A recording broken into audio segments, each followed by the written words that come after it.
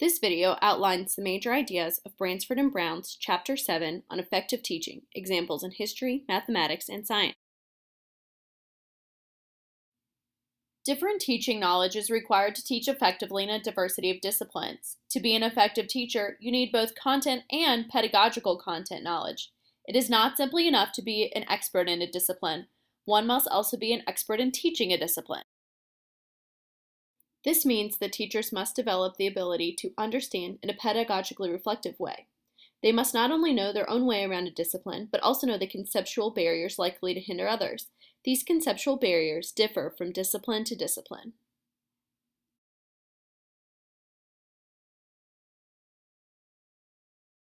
In 1930, the Republican-controlled House of Representatives, in an effort to alleviate the effects of the, anyone? The Great Depression, passed the, anyone? The tariff bill, the Hawley-Smoot Tariff Act, which, anyone, raised or lowered? Raised tariffs in an effort to collect more revenue for the federal government. Unlike in Ferris Bueller, history is not just about memorizing facts and dates. In fact, the discipline of history is analytical in nature and guided by rules of evaluating evidence. Different views of history affect how teachers teach history. For example, students might be given an assignment about imperialism. Not only could there be a difference in how the teacher presents the various viewpoints on imperialism, there could also be a difference in how a teacher provides feedback on the imperialism paper. In this example, Mr. Barnes is more focused on grammar, clarity, and presentation. Meanwhile, Ms. Kelsey is focused on guiding the student to understanding why things need to be included in the essay, which helps the reader express his stance on historical issues. In one sample lesson, Ms. Jansen asked her 11th graders to research, plan, and execute a debate on the following resolution. Resolved: the British government possesses the legitimate authority to tax American colonies. She divided the students into 3 groups: rebels, loyalists, and judges. Students took turns making their cases, taking ownership of a position as a player in the historical scenario. Ms. Jansen's understanding of both her content area and teaching strategies allowed her to effectively create meaningful activities to aid in learning.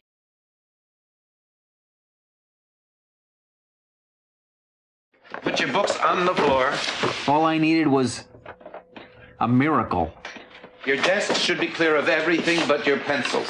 If only I could pull off a B minus, or a C, or a C minus.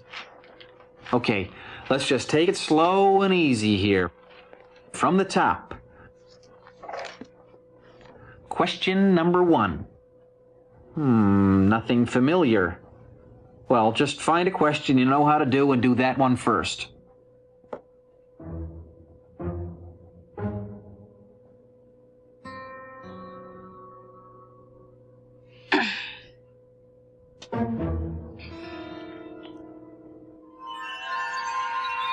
Pay no attention to that. Move right along to the next one.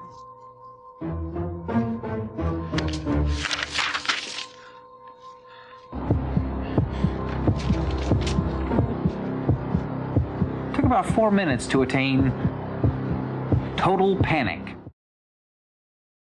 Just like history is not simply about dates and facts, math is not about computation, as seen in the Wonder Years.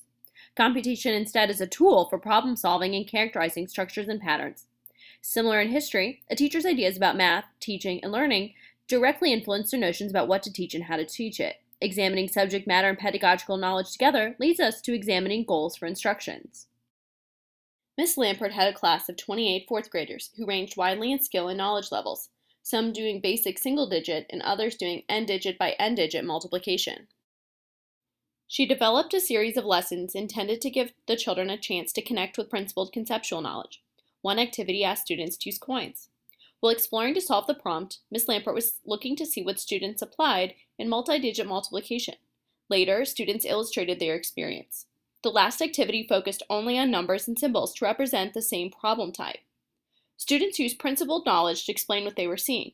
They were able to talk meaningfully about place value and order of operations, to give legitimacy to procedures and reasons about their outcomes, even though they did not use technical terms. Their experimentation and arguments were evidence that they had come to see mathematics as more than just a set of procedures for finding answers. Miss Lampert uses cognitively guided instruction. The activities are opportunities for her to learn what individual students know and understand about math. Everyday situations are chances to engage in math learning, like snack time and attendance.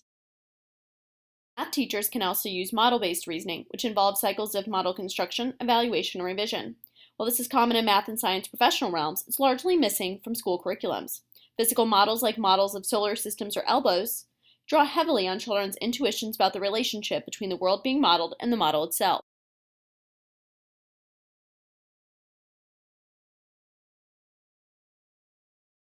To successfully teach expertise in science courses, instructors should act as coaches scaffolding deliberate practice. It is highly unlikely without instructional guidance that students would be able to solve problems on their own. Rather than pushing students to practice without guidance, encourage students to identify and explain steps they would take to solve real-world problems. Science students come with many deeply rooted misconceptions. Science instructors should incorporate strategies that promote conceptual change to these misconceptions. Interactive lecture demonstrations and bridging can also be used to stimulate conceptual change in the classroom. Bridging, known as anchoring, occurs when an instructor prompts students to examine their current beliefs through a challenge and then bridges their misconceptions to a new contradictory concept, allowing them to find resolution to the challenge. Interactive lecture demonstrations help science teachers in large classroom settings. For instance, in a large physics class, the professor shows students a scenario about two carts of differing weights that will hit one another. The professor asks students to pair up and make predictions about what will happen to each cart. Most students predicted incorrectly. The professor was more easily able to introduce Newton's third law once the misconceptions had been changed, using an observable example as the foundation. Students with deliberate practice in conceptual change science are more capable of scientific thinking, observing, developing a hypothesis, and doing experimentation. In Bransford and Brown's Chapter 7, we conclude there are 6 qualities of effective teachers. Number 1. Know the subject matter. Number 2. Implement appropriate strategies to teach students. Number 3. Encourage students to explore different perspectives. Number 4. Challenge students to examine their own preconceptions. Number 5. Engage students in interactive, formative, and reflective activities.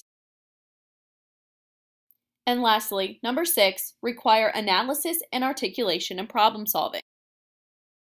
Thank you for watching our presentation on Chapter 7, Effective Teaching Examples in History, Mathematics, and Science.